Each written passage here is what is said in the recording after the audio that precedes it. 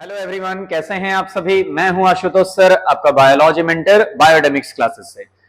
हम लोगों का आज जो टॉपिक है वो बहुत ही ज्यादा इंटरेस्टिंग होने जा रहा है, क्योंकि आज जो हम लोग पढ़ेंगे वो है क्या, तो प्रिंसिपल ऑफ इनहेरिटेंस, मतलब अनुवांशिकी का एक टॉपिक है गुणसूत्रीय विकार।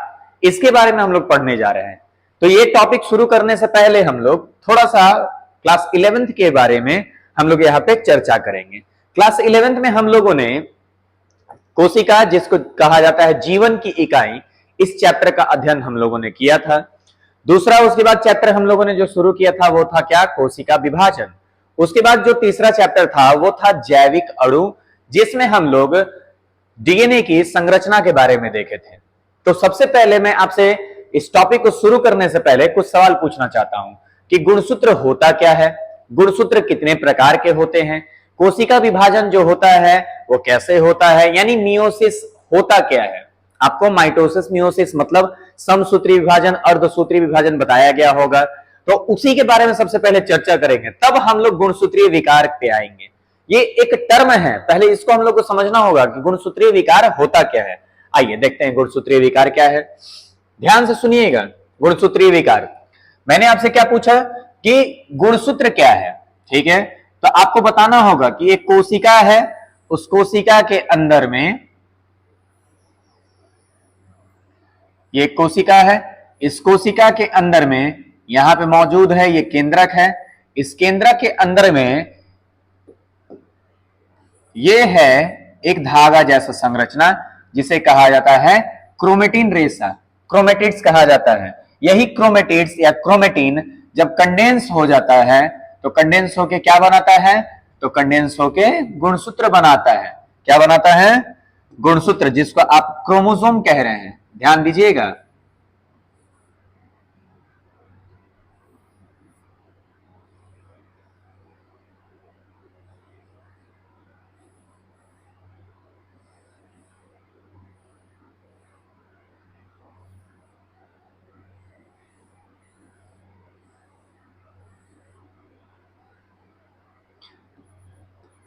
मान लीजिए ये एक गुणसूत्र है, ठीक है।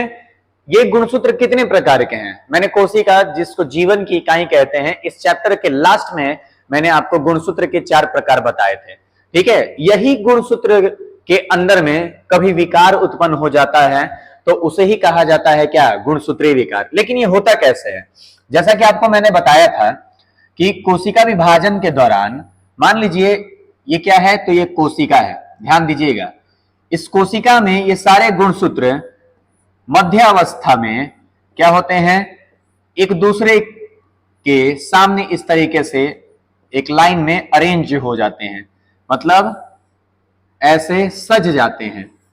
दिख रहा होगा आपको।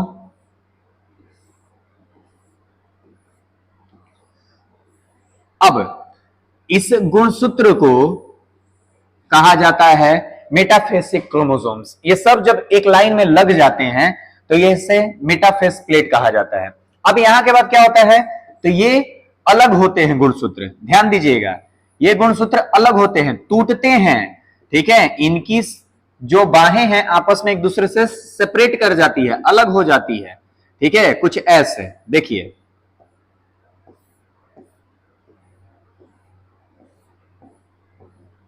ऐसे अलग हो गई। लेकिन मान लीजिए कोई गुणसूत्र अलग होने में असफल रहा, तो जैसे यहां पे ये गुणसूत्र अलग नहीं हो पाया, देखिए तो ये गुणसूत्र असफल हुआ, आपस में इनके क्रोमेटिड्स सेपरेट होने में क्या रह गए, असफल रह गए। तो देखिए तो यहां पे एक पूरा पूरा गुणसूत्र दिख रहा है, यहां पे एक पूरा पूरा गुणसूत्र दिख रहा है। तो यही क्या हो जाएगा, आगे जाके जब कोशिका विभाजन करेगा तो कोशिका विभाजन में क्या दिखेगा, केंद्रक के अंदर में एक पूरा गुणसूत्र दिखेगा, ठीक है।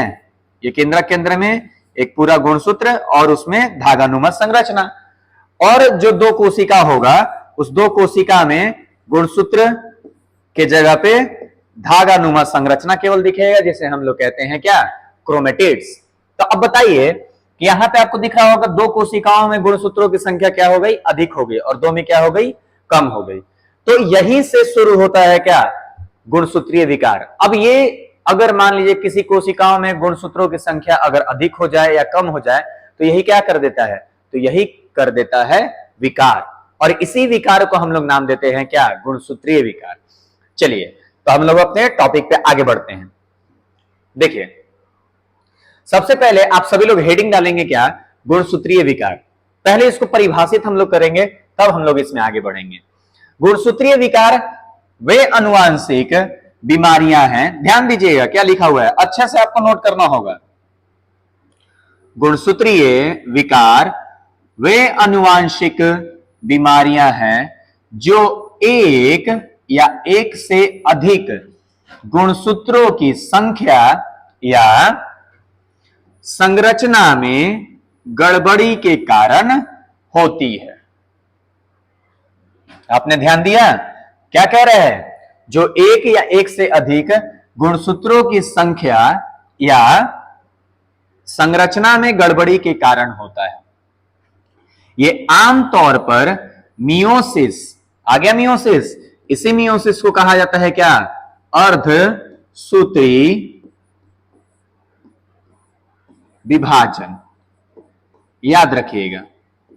ठीक है, अभी जो मैंने आपको समझाया, किसी कोशिकाओं में अगर गुणसूत्रों की संख्या अधिक हो जाए या कम हो जाए, देखिए लिखा है ना, जो एक या एक से अधिक गुणसूत्रों की संख्या या संरचना में गड़बड़ी के कारण होता है। क्या होता है, कोशिका में अगर मान लीजिए गुणसूत्रों की संख्या अधिक हो जाए तो गुणसूत्रीय विकार उत्पन्न होगा। तो यहां कह रहा है ये आमतौर पर मियोसिस के दौरान होने वाली त्रुटियां, त्रुटियां का मतलब होता है कमी या दिक्कतें, त्रुटियां के कारण उत्पन्न होती हैं।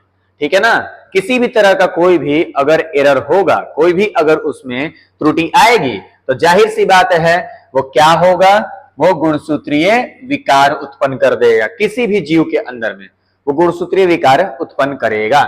और ये आमतौर पे कहां होता है, कब होता है, तो ये आमतौर पर मियोसिस मतलब अर्धसूत्री विभाजन के दौरान होता है। ये बात आप याद रखिएगा। आइए आगे बढ़ते हैं। देखिए फिर कह रहा है कि गुणसूत्रीय असमानताएं क्या क्या होती हैं। तो गुणसूत्रीय असमानताएं के प्रकार क्या हैं भाई, तो देखिए ये कुछ असमानताओं के बारे में लिखा हुआ है, आप इसको अच्छे से नोट करिएगा, जैसे ये लिखा हुआ है वैसे ही। ठीक है, अब हेडिंग डालेंगे आप लोग क्या, गुणसूत्रीय असमानताएं। ठीक है, गुणसूत्रीय असमानताएं के प्रकार लिखा क्या है कि संख्यात्मक असमानताएं मतलब न्यूमेरिकल एबनॉर्मेलिटी। क्या है भाई, जरा देखिए तो, गुणसूत्रों की कुल संख्या सामान्य 46 से अधिक या कम हो जाती है तो उसे संख्यात्मक असमानताएं कहते हैं। मान लीजिए ये एक कोशिका है, ठीक है, और इस कोशिका में ये केंद्रक और इस केंद्रक में 46 गुणसूत्र। ठीक है, अगर मान लीजिए 46 की जगह पे एक हम यहां पे बना दें एक क्या, तो एक कोशिका के केंद्रक में 47 गुणसूत्र, मतलब 46 प्लस क्या हो गया, एक 1 हो गया, बढ़ गया, तो ये 47 गुणसूत्र हो गया। मान लीजिए एक कोशिका है और उसमें 45 गुणसूत्र है, मतलब 46 माइनस 1, तो भी क्या करेगा, असमानताएं ही करेगा, और ये संख्यात्मक असमानताएं कहलाएंगी। मतलब जब गुणसूत्रों की संख्या में कमी या बढ़ोतरी दिखेगी तो वो संख्यात्मक असमानताएं कहलाएगी।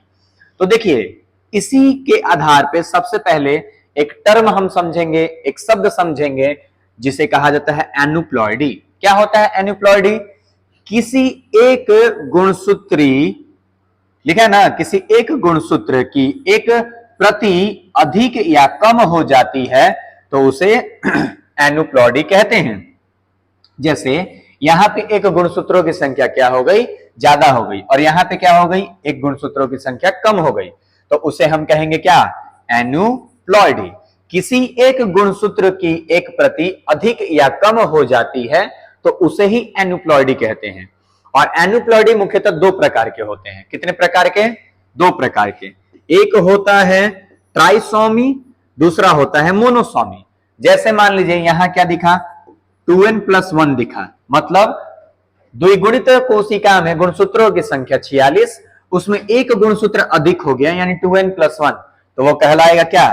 ट्राइसोमी। क्या कहलाएगा? ट्राइसोमी। अब मान लीजिए द्विगुणित कोशिका में एक गुणसूत्र अगर अलग क्या हो जाए?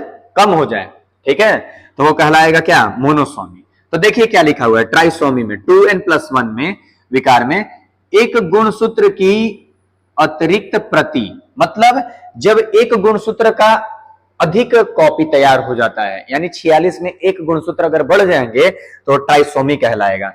और ये किसमें देखने को मिलता है? तो इसका उदाहरण है डाउन सिंड्रोम। क्या है इसका उदाहरण? Down syndrome. अभी तुरंत हम लोग पढ़ेंगे कि डाउन सिंड्रोम क्या है, ठीक है। दूसरा देखिए क्या है? मोनोसोमी, 2n-1, मतलब एक गुणसूत्र की कमी हो जाएगा तो वो मोनोसोमी कहलाएगा, ठीक है, यानी 46-1 हो जाएगा। गुणसूत्रों की संख्या कितनी होती है मनुष्य में? 46, और वो अगर -1 अगर उसमें हो जाए तो 45 हो जाएगा। तो 45 गुणसूत्र अगर किसी कोशिका में दिखेगा तो वो कौन सा विकार उत्पन्न होगा? गुणसूत्रीय विकार। तो उसे कहेंगे क्या? तो उसे मोनोसोमी कहेंगे। क्या कहेंगे? मोनोसोमी। और इसका उदाहरण है क्या? टर्नर सिंड्रोम, ठीक है, याद रखिएगा। याद क्या रखना है? एन्यूप्लॉइडी क्या है? तो अगर किसी कोशिका में गुणसूत्रों की एक प्रति अधिक हो जाती है या कम हो जाती है तो उसे एन्यूप्लॉइडी कहते हैं। एन्यूप्लॉइडी मुख्यतः दो प्रकार का होता है। कौन कौन सा? एक होता है ट्राइसोमी, मतलब जब 2n+1 दिखेगा, मतलब गुणसूत्रों की संख्या अगर बढ़ी किसी कोशिका में तो वो ट्राइसोमी कहलाएगा। मोनोसोमी क्या होगा? किसी में अगर गुणसूत्रों की संख्या कम दिखी तो मोनोसोमी कहलाएगा। ये बात आप याद रखिएगा, इसको आप नोट कर सकते हैं। और तब हम लोग फिर आगे बढ़ते हैं। देखिए ध्यान से, सबसे पहले पढ़ेंगे इसमें हम लोग पॉलीप्लॉइडी, ठीक है। पॉलीप्लॉइडी क्या है? जरा ध्यान से देखिएगा। तो बस इतना ही है, दो ही पॉइंट। क्या? पूरा गुणसूत्र सेट एक से अधिक बार दोहराया जाता है। मनुष्यों में दुर्लभ है, पौधों में सामान्य है। मतलब जब किसी कोशिकाओं में, ठीक है, किसी कोशिकाओं में अगर गुणसूत्रों की संख्या 2n के जगह पे 3n दिखे, ठीक है ना, यानी गुणसूत्रों की संख्या अगर अधिक अगर किसी कोशिकाओं में दिखता है तो वही पॉलीप्लॉइडी कहलाता है, ठीक है। जब गुणसूत्रों की संख्या अधिक अगर किसी कोशिका में दिखेगा तो वह पॉलीप्लॉइडी कहलाएगा। ये बात याद रखिएगा। और यह सामान्यतः किसमें होता है? तो पौधों में होता है, मनुष्यों में यह देखने को नहीं मिलता है। सबसे पहले अब आप हेडिंग डालिएगा क्या? प्रमुख गुणसूत्रीय विकार। सबसे पहले हम लोग पढ़ेंगे डाउन सिंड्रोम, अंग्रेजी में भी आप लोग लिख लीजिएगा। और सबसे पहला सवाल आपसे पूछा यह जाता है कि कारण क्या है बाबू? गुणसूत्रीय विकार में सबसे पहला जो डाउन सिंड्रोम आता है, ये डाउन सिंड्रोम होता कैसे है? इसका कारण है कि जो 21वां गुणसूत्र है ना, गुणसूत्रीय संख्या 21 की एक अतिरिक्त प्रति जब तैयार हो जाता है तो क्या होता है? डाउन सिंड्रोम होता है, ठीक है, ध्यान दीजिएगा। कैरियोटाइप कैसा होगा? मतलब उसके केंद्रक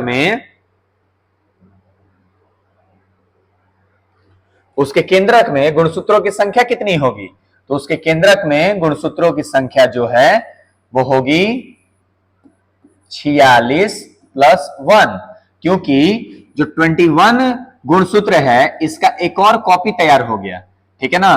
तो 21 और 21 दुगुना तैयार हो गया, तो इसमें एक ऐड हो गया, तो एक ऐड होगा तो ये कितना हो गया? 47 गुणसूत्र। तो यहां लिखा हुआ है कैरियोटाइप, मतलब केंद्रक में गुणसूत्रों की संख्या कैसे दिखेगी? तो 47 गुणसूत्र दिखेगी, यानी 2n+1 हो गया, यानी इस कोशिका में गुणसूत्रों की संख्या एक क्या हो गई? बढ़ गई। तो ये ट्राइसोमी कहलाएगा, मोनोसोमी नहीं कहलाएगा। इसलिए लिखा हुआ है क्या? ट्राइसोमी 21, यानी 21 गुणसूत्र का एक और प्रतिलिपि क्या हो गया? तैयार हो गया, एक और प्रति तैयार हो गया, मतलब एक और कॉपी उसका बन गया। तो कोशिकाओं में गुणसूत्रों की संख्या क्या हो गई? बढ़ गई, ठीक है। अब इसका लक्षण क्या होगा? मान लीजिए किसी अगर इंसान में अगर ऐसा हुआ तो उस इंसान का कद क्या होगा? छोटा होगा। छोटा कद का विकास, छोटे कद में ही उसका विकास होगा। सिर छोटा होगा और गोल होगा। मानसिक मंदता रहेगा, मतलब मेंटली वो पूरा रिटार्ड रहेगा, मानसिक रूप से ज्यादा विकसित नहीं होगा। जीभ बाहर निकली हुई रहेगी, हमेशा जीभ हमेशा उसका बाहर निकला हुआ रहेगा। हथेली पर एक सीधी रेखा होगी, ठीक है। हृदय की समस्या उसमें होगी, और देखा जाए लिंग में क्या लिखा हुआ है, स्त्री व पुरुष दोनों प्रभावित होते हैं। ये ट्राइसोमी जो है वो स्त्री और पुरुष दोनों में होता है। ये मत सोचिएगा केवल ये पुरुषों में ही होगा, केवल ये स्त्रियों में ही होगा, पुरुष और महिला दोनों में होता है। इस पे आधारित कुछ क्वेश्चंस भी है, मैं भी आपको कराऊंगा भी लास्ट में, ठीक है। तब तक हम लोग आगे बढ़ते हैं। अगला आप लोग हेडिंग डालेंगे क्लिनफिल्टर सिंड्रोम, ठीक है। इसका कारण क्या है, तो कारण है पुरुष में एक अतिरिक्त एक्स गुणसूत्र दिखना।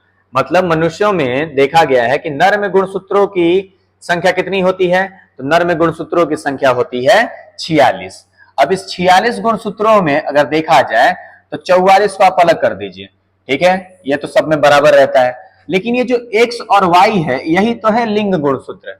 अब देख रहे होंगे, अब यही एक्स और वाई में जब एक और एक्स बढ़ जाता है तो यही कह देता है, यही कॉज कर देता है एक गुणसूत्रीय विकार जिसे कहते हैं क्लिनफिल्टर सिंड्रोम। क्या कहा जाता है, क्लिनफिल्टर सिंड्रोम। कारण देखिए लिखा हुआ है, पुरुषों में अतिरिक्त एक्स गुणसूत्र, मतलब एक तो एक्स होता ही है पुरुषों में और वाई तो होता ही है, एक्स और वाई पुरुषों का ही गुणसूत्र है, लेकिन एक और एक्स इसमें बढ़ जाना, तो ये कारण हो जाता है क्लिनफिल्टर सिंड्रोम का। तो गुणसूत्र कैसा दिखेगा केंद्र के अंदर में, तो गुणसूत्र इसमें भी दिखेगा 47, लेकिन एक्स एक्स वाई दिखेगा, ठीक है। पहले से मनुष्य में गुणसूत्रों की संख्या 46 है। अब मान लीजिए ये ऐसे व्यवस्थित होता है 44 प्लस एक्स वाई से, अब इसमें एक और एक्स जोड़ दीजिए, ये एक अलग गुणसूत्र है। अब जोड़िएगा तो क्या हो जाएगा, 44 प्लस एक्स एक्स वाई। अभी आप इसको जोड़ रहे होंगे तो देखिए, तो 44 45 46, इसको एक जोड़ दिए तो 44 45 46 47 हो गया। कितने गुणसूत्र हो गए, 47। तो इसलिए यहां लिखा हुआ है क्या, 47 गुणसूत्र। और यहां लिखा हुआ है क्या, कॉमा देके एक्स एक्स वाई। अब एक एक्स बढ़ गया, मतलब देखिए तो डबल एक्स किसमें मिलता है, फीमेल में। तो अब देखिए लक्षण कैसा होगा, लंबा कद होगा। लक्षण में एक और देख लीजिए, यहां क्या लिखा हुआ है, स्तनों का विकास होगा। और स्तनों का जब पुरुषों में विकास होता है तो इसे गाइनेकोमैस्टिया कहते हैं। क्या कहते हैं, गाइनेकोमैस्टिया कहते हैं। पुरुषों में अगर स्तन का विकास हो जाता है तो गाइनेकोमास्टिया कहा जाता है, ठीक है। जरा ध्यान दीजिएगा आगे, नर जनन अंगों का अल्प विकास, नर जनन अंग अच्छे से विकसित नहीं होंगे, ठीक है। साथ ही साथ नपुंसकता रहेगा, मतलब कभी भी वो पुरुष प्रजनन में हिस्सा नहीं ले सकता है।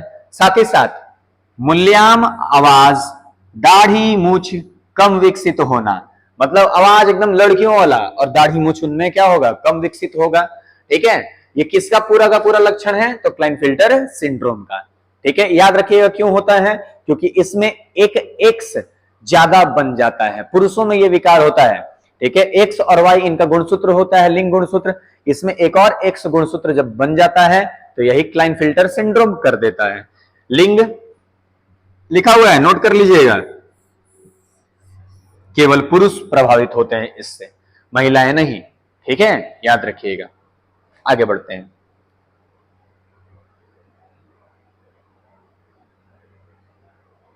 उसके बाद आता है तीसरा, टर्नर सिंड्रोम, ठीक है। आप सभी लोग हेडिंग डालिएगा, टर्नर सिंड्रोम। इसका कारण क्या है, तो इसका कारण है एक एक्स गुणसूत्र अनुपस्थित हो जाना, ठीक है। अब वो पुरुष में था तो ये किस में होगा, महिला में। जरा ध्यान दीजिएगा, महिलाओं में भी गुणसूत्रों की संख्या 46 होती है, ठीक है। 44 अलग कर दीजिए और एक्स एक्स अलग कर दीजिए, ये है आपका लिंग गुणसूत्र, ठीक है। यहां पे क्या लिखा है, कारण में एक एक्स गुणसूत्र की अनुपस्थिति, मतलब ये जो एक्स दिख रहा है ना, यहां एक एक्स माइनस कर दीजिए तो क्या हो जाएगा, 44 प्लस एक्स 0, ये आएगा इसका केंद्र के अंदर में कैरियोटाइप। कैरियोटाइप कहने का मतलब क्या हो रहा है, मैं बार बार आपको बता रहा हूं, कैरियोटाइप कहने का मतलब कि कोशिका के अंदर में केंद्रक में गुणसूत्रों की व्यवस्था कैसी है, तो 44 प्लस एक्स 0 है। देखिए यहां लिखा होगा, देखिए 45 प्लस एक्स 0 है ना, जोड़ दीजिए, और देखिए 44 आइए वो जोड़िएगा 45, तो 45 प्लस क्या हो गया 0, एक्स 0 वही ना है, यहां लिखा हुआ है 45 गुणसूत्र है और कॉमा देके लिखा हुआ है क्या, कॉमा देके एक्स 0 लिखा हुआ है, तो 45 गुणसूत्र नहीं हो गया, 46 गुणसूत्र होता ही है, तो 45 लिखा हुआ है, कॉमा देके क्या लिखा हुआ है, एक्स 0, ये आपको समझने के लिए, ठीक है। यहां पे लक्षण क्या होगा, बांझ स्त्री होगी, ठीक है, मतलब कभी भी उनके जनन अंग अच्छे से विकसित नहीं होंगे, प्रजनन में वो हिस्सा नहीं ले सकती हैं, मासिक धर्म का अभाव, मासिक धर्म चक्र उनमें नहीं होगा, मेंस्ट्रुअल फ्लो उनमें नहीं दिखेगा, स्तनों का विकास नहीं होगा, छोटा कद होगा उनका, गर्दन पर त्वचा की तहें होंगी, ठीक है, उंगलियां छोटी और मोटी होंगी। लिंग, केवल स्त्रियां इस रोग से क्या होती हैं, प्रभावित होती हैं, याद रखिएगा, ठीक है।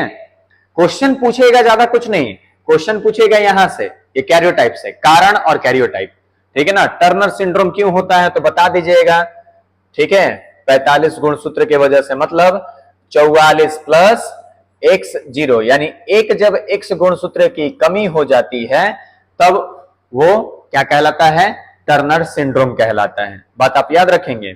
आइए आगे बढ़ते हैं। अगला जो है लिखा क्या है, जरा ध्यान से पढ़िएगा, यह एनसीईआरटी के बाहर का महत्वपूर्ण बिंदु है, नीट में पूछा जा सकता है। क्या है, क्रीडू-शा सिंड्रोम। क्या है क्रीडू-शा सिंड्रोम? अगर आपको मन होगा तो आप इसको लिखिएगा, नहीं मन होगा मत लिखिएगा, ये ऐसे भी आपके बोर्ड्स में नहीं पूछा जाएगा, ये नीट में पूछा जाएगा। तो क्या लिखा है देखिए, कारण, फिर विशेषता, फिर उसके बाद इसका लक्षण। आइए देखा जाए, देखिएगा क्या कह रहा है, गुणसूत्र 5 के छोटे भाग में विलोपन। जो गुणसूत्र 5 होगा ना, पांचवा गुणसूत्र, उसके छोटे भाग में क्या हो जाएगा, विलोपन, मतलब वो विलुप्त हो जाएगा, उसका नीचे वाला भाग। गुणसूत्र है मान लीजिए, और ये गुणसूत्र का नीचे का ये जो छोटा वाला भाग है, ये एक विलुप्त हो जाएगा, मतलब गायब हो जाएगा, तो डिलीट हो जाएगा, विलोप कर जाएगा, तो उसे ही कहेंगे क्या, क्राइडू-चैट सिंड्रोम, ठीक है ना। विशेषता क्या है, तो बच्चे के रोने की आवाज बिल्ली जैसी हो जाती है, जो भी बच्चा रोएगा लगेगा कि बिल्ली रो रही है, ठीक है। लक्षण क्या है भाई, तो गंभीर मानसिक मंदता होगा, मतलब पूरी तरीके से मानसिक रूप से वो एकदम बोध होगा, एकदम बेवकूफ, पूरी तरीके से वो बेवकूफ कहा जाएगा। छोटा उसका सिर होगा, कम वजन होगा, गोल चेहरा होगा, ठीक है, ये बात आप याद रखिएगा। ये है इसके लक्षण। चलिए आइए तो हम लोग क्वेश्चन देखते हैं कुछ। सबसे पहला क्वेश्चन है कि डाउन सिंड्रोम किस कारण से होता है। इसके 4 ऑप्शंस आपके पास हैं, गुणसूत्र 5 के विलोपन से, गुणसूत्र 21 के ट्राइसोमी से, या X गुणसूत्र की अनुपस्थिति से, या Y गुणसूत्र की अतिरिक्त प्रति से। बताइए, तो अभी आप लोगों ने डाउन सिंड्रोम पढ़ा था, क्या था, ट्राइसोमी ऑफ क्रोमोसोम नंबर 21, मतलब कि 21वें गुणसूत्र का एक और प्रति तैयार हो जाना। तो कहीं दिया है क्या, 21वें गुणसूत्र की ट्राइसोमी से। ट्राइसोमी का मतलब मैंने बताया था 2n+1, मतलब जब एक गुणसूत्रों की संख्या अधिक हो जाएगी किसी कोशिका में तो ट्राइसोमी कहलाएगा। तो करेक्ट आंसर क्या होगा इसका, बी, ठीक है। दूसरा क्वेश्चन, और इसका ये ऑप्शन, ठीक है, बताइएगा, टर्नर सिंड्रोम से पीड़ित स्त्री में कितने गुणसूत्र होते हैं। तो टर्नर सिंड्रोम से पीड़ित स्त्री में गुणसूत्रों की संख्या कितनी होती है, 45। कितनी होती है, 45। ये बात आप याद रखिएगा। चलिए आइए अगला क्वेश्चन, ये आप लोग जवाब दीजिए कमेंट करके।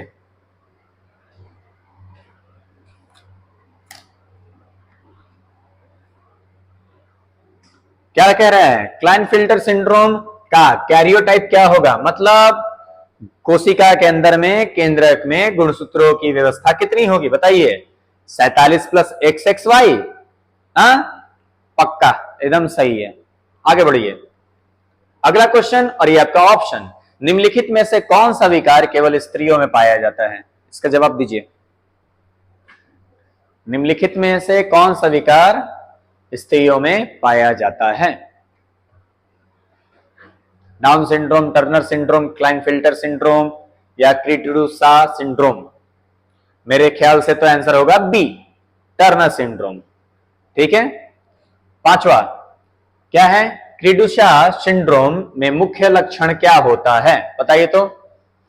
मुख्य लक्षण, बच्चे की आवाज बिल्ली जैसी होती है, देख लीजिए, कि और कुछ होगा, बी, बी होगा ना, सी, बच्चे की आवाज बिल्ली जैसी। अगला क्वेश्चन, पॉलीप्लॉइडी अधिकतर किसमें पाई जाती है। अभी तुरंत मैंने बताया था, पॉलीप्लॉइडी किसमें होता है, मनुष्य में नहीं होता है, किसमें होता है, पौधों में, ठीक है। सातवां, एन्यूप्लॉइडिक किससे संबंधित है? इसका जवाब आप लोग दीजिए। एन्यूप्लॉइडिक किससे संबंधित है?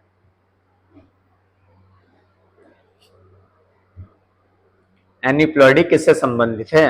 पहला, डीएनए अनुक्रम की गड़बड़ी, एक या एक से अधिक गुणसूत्रों की संख्या में परिवर्तन, आरएनए की संरचना में दोषी, प्रोटीन संश्लेषण में रुकावट। मेरे ख्याल से तो आंसर लग रहा है बी। देखिए बिल्कुल सही। चलिए 8वां क्वेश्चन, डाउन सिंड्रोम का निदान किस विधि से किया जाता है? बताइए। बहुत अच्छा क्वेश्चन है। डाउन सिंड्रोम का निदान मतलब डाउन सिंड्रोम, मान लीजिए कोई भी कोशिका विकार है तो उसको सही कैसे किया जाएगा बताइए तो। इसका आंसर कैरियोटाइपिंग से। ठीक है, कैरियोटाइपिंग। 9वां, टर्नर सिंड्रोम में किस लिंग में व्यक्ति प्रभावित होता है? बताइए। टर्नर सिंड्रोम किसके लिए है? मेरे ख्याल से तो केवल स्त्री के लिए। ठीक है। 10वां क्वेश्चन, क्लाइनफिल्टर सिंड्रोम में क्या विशेषता नहीं पाई जाती है? बताइए तो। विशेषता याद है आपको? चारों में से कौन सा ऑप्शन सही होगा? गहरी आवाज। ठीक है, चलिए समाप्त। अच्छा क्लास यहीं तक। Thank you. इसको आप अच्छे से नोट कर लीजिएगा ये सारा चीज, और अच्छे से नोट करके कॉपी में याद कर लीजिएगा क्योंकि बोर्ड के लिए बहुत ज्यादा इंपॉर्टेंट है।